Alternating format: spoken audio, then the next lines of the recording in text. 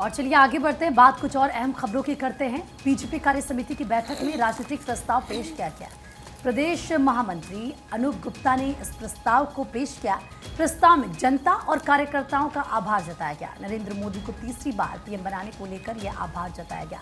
तो लखनऊ में बीजेपी कार्य समिति की कल बैठक हुई और ऐसे में आप देखिए सीएम, दोनों डेप्यूटी सीएम, जेपी नड्डा, हर कोई इस बैठक में मौजूद रहा। 3000 से ज़्यादा नेता कार्यकर्ता इस बैठक में पहुंचे और समीक्षा भी की गई कि आखिर क्या वजह रही। उत्तर प्रदेश में भारतीय जनता पार्टी का जो प्रदर्शन था वो उतना बेहतर नहीं था जितनी की उम्मीद जताई जा रही थी। क्या लूप खोल रहे इसके बाद, क्योंकि 7 राज्यों की 13 विधानसभा सीटों पर उपचुनाव हुआ। बीजेपी महज 2 सीट जीत पाई। इससे पहले 3 सीटें बीजेपी के खाते में थी, यहाँ पर भी 1 सीट उससे छिटक गई।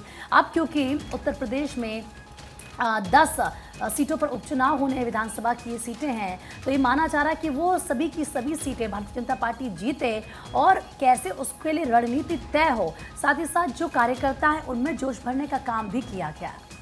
और इस बीच एक और बड़ी खबर आपको बताएंगे। बीजेपी कार्य समिति की बैठक में बोले हैं जेपी नड्डा। कहा कि बीजेपी भविष्य की पार्टी है, विशेष कार्य के लिए तीसरी बार मिला है जनादेश। हमारी पार्टी देश में हर जगह मौजूद है।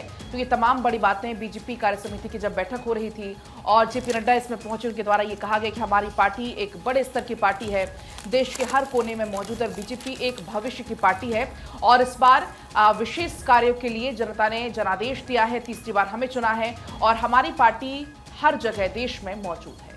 बिल्कुल, देखिए जेपी नड्डा ने योगी सरकार की जमकर तारीफ भी की। कहा कि योगी जी की सरकार ने सिर्फ भाजपा को माफिया मुक्त ही नहीं, विकास की बड़ी लकीर भी खींची है। और उन्होंने सवाल किए कि 2017 से पहले के हालात भूल गए क्या, यानी कि विपक्ष पर निशाना साधते हुए नजर आए। तो भाजपा अध्यक्ष और केंद्रीय स्वास्थ्य मंत्री जेपी नड्डा रविवार को भाजपा प्रदेश कार्य समिति बैठक में कांग्रेस पर उन्होंने जमकर निशाना भी साधा। ये बीते दिन की तस्वीर है। बीजेपी भविष्य की पार्टी, जेपी नड्डा का यह स्टेटमेंट। तो बीजेपी कार्य समिति की बैठक में जेपी नड्डा ने तमाम बड़ी बातों का जिक्र किया है। हमारी पार्टी देश में हर जगह मौजूद है। साथ ही साथ कांग्रेस पर भी निशाना साधा और जेपी नड्डा ने कहा कि 2024 के चुनाव से साफ हो गया है कि सिर्फ भाजपा ही पैन इंडिया की पार्टी है और देश को आगे ले जाने की सोच भी सिर्फ भाजपा के पास है। तो तमाम बड़ी बातों का जिक्र उन्होंने किया है और साथ ही साथ गुंडा राज, गोमती रिवर फ्रंट घोटाला, अनाज घोटाला, पशुपालन घोटाला, इन तमाम बातों का जिक्र करते हुए उन्होंने कई सवाल भी किए हैं। उन्होंने कहा कि कमल खिलता है तो सुशासन आता है। उन्होंने देश की दूसरी सबसे बड़ी अर्थव्यवस्था बनने पर प्रदेश सरकार को बधाई भी दी है।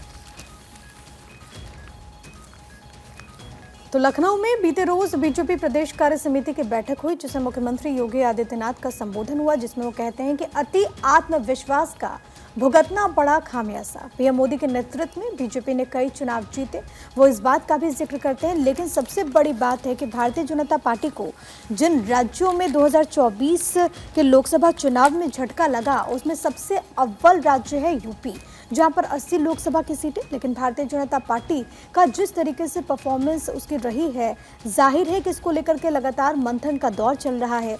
जब योगी आदित्यनाथ अपना संबोधन देते हैं तो वो इस बात को मानते हैं कि अति आत्मविश्वास का खामियाजा भुगतना पड़ा इस पूरे बैठक में, क्योंकि कई सारे प्रस्ताव, राजनीतिक प्रस्ताव भी इस पूरे कार्य समिति के बैठक में रखा गया था, जिसको मंजूरी मिली, जो कि यहाँ पर पेश किए गए थे, जो कि पास हुए हैं। लेकिन सबसे बड़ी बात है कि अलग अलग जब वक्ता अपनी बातों को रख रहे थे तो आगे अब कैसे बढ़ना है इसको लेकर के भी चर्चा हुई। जो बाई इलेक्शन होने वाला है 10 विधानसभा की सीटों पर, उस पर भी चर्चा हुई। कैसे समीकरण बनेंगे, तमाम ऐसे विषय हैं। कहाँ कहाँ कमी रह गई, क्योंकि यूपी के जो जीते हुए सांसद थे वो यहाँ पर पहुंचे थे, केंद्रीय मंत्रियों की मौजूदगी थी।